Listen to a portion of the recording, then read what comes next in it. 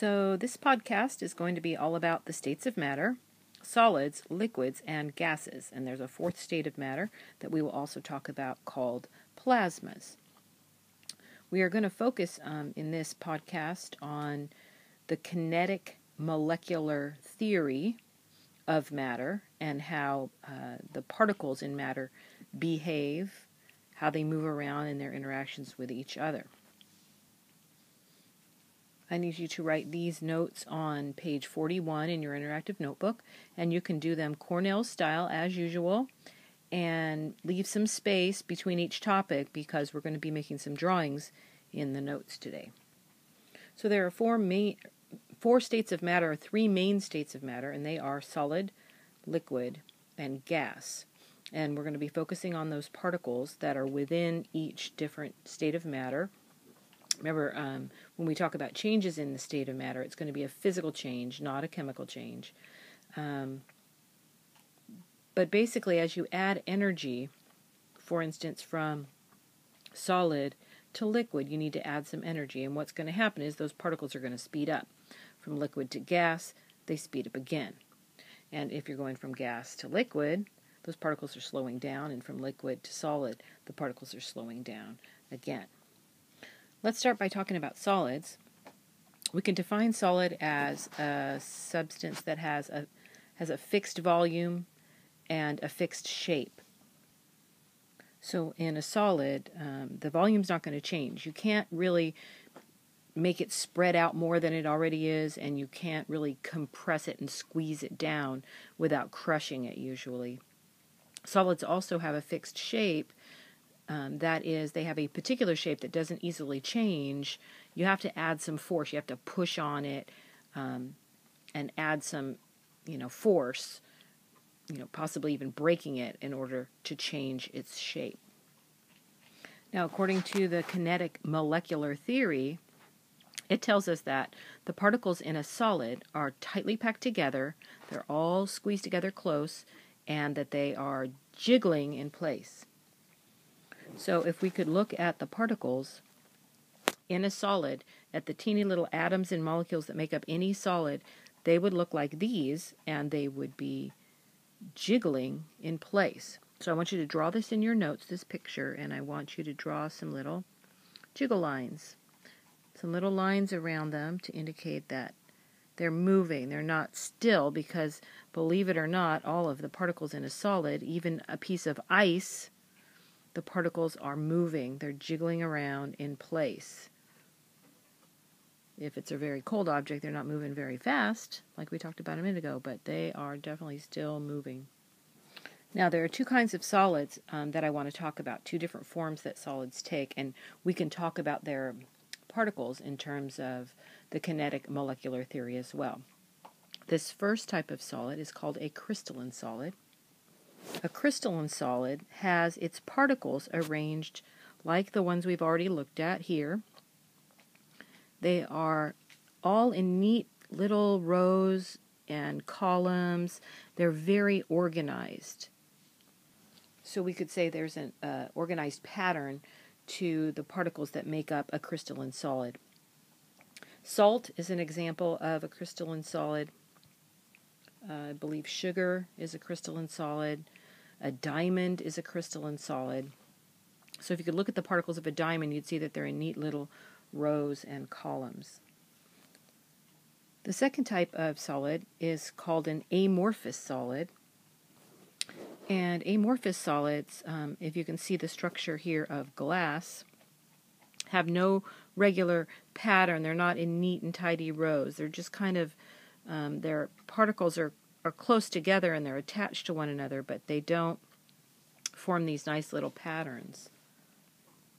The other thing about amorphous solids is that they have no particular melting point.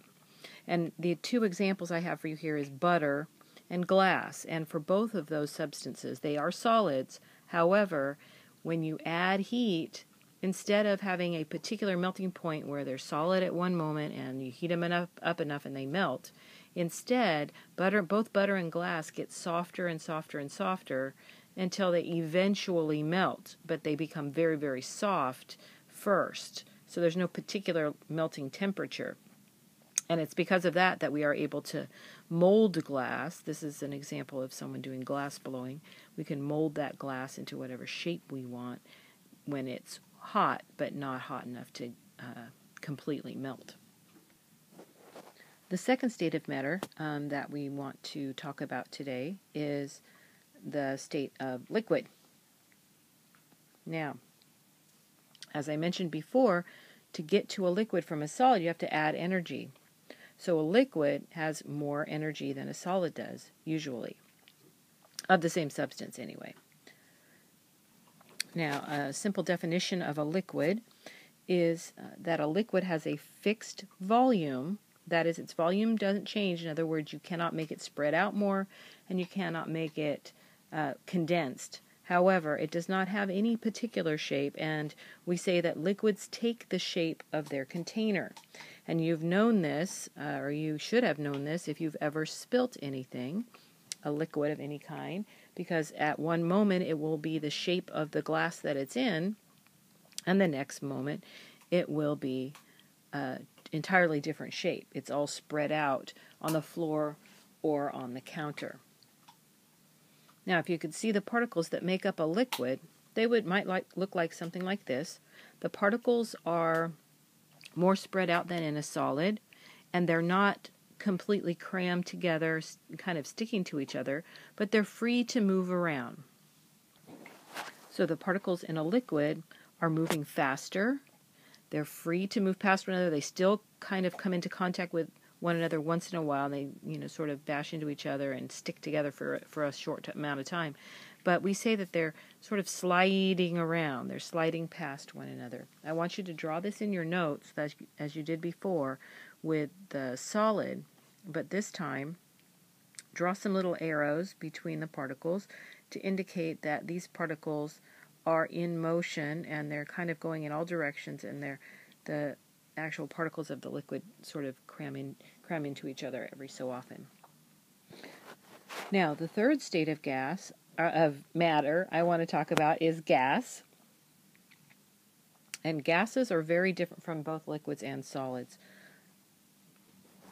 Gases don't have any particular volume or any particular shape. So like liquids, they don't have a particular shape. They take the shape of their container. And of course, most gases are not visible, so we are not always aware that they are moving around in the room around us. But the other thing about gases is that you can change their volume. They can be compressed and they can spread out more. They basically spread out as far as they can in a particular container. And you're familiar with pressurized gases. On the right here, we have a helium tank, and on the left, we have a fire extinguisher. So in both of these cases, what you have are some gases that have been pressurized. The volume has been squeezed down so it fits in a small container, and then as soon as you open it up, of course, all that gas spreads out and it escapes. In the case of the helium, into a balloon. Now, according to the kinetic molecular theory, if you could see the particles in a gas, they might look something like this. They would be spread out really far, zooming around at high speed, and rarely crashing into each other. So in a gas, the particles are all spread out, and they're zooming at high speed. Make sure you draw this diagram or something similar to it in your notebook, and make sure you have those long arrows to indicate that they're moving super fast. Now, the fourth state of matter that we're going to be talking about is plasma. And plasma, not talking about blood plasma here, talking about the state of matter called plasma. Plasma is fairly common on Earth, believe it or not, and very common in the universe, but we just don't talk about it a whole lot. But plasma is similar to a gas, and that's why I left the gas diagram up here. Plasma is a charged gas. So in a plasma, you have the particles zooming around at high speed, very spread out, no particular shape, no particular volume, and the particles are of such high energy that they create magnetic fields around themselves, and they carry an electric charge. And two common examples of plasma that you're probably familiar with are lightning. The gas around a lightning strike gets charged, and there's plasma in the air there. And the other is the northern lights, which are pictured here. And the northern lights are also known as the aurora borealis. But this is due to some plasma up in the upper atmosphere and the magnetic field of the Earth interacting with that plasma that's up there, and that causes it to light up. Brownies.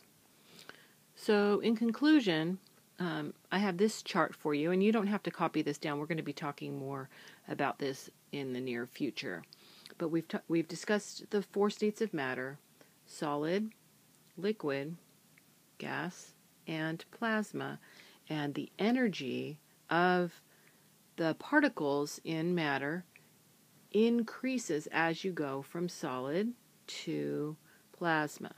So any given piece of matter, it would have the least energy as a solid, and then if you add energy and it melts, it becomes a liquid, so it has more energy. The particles are moving faster.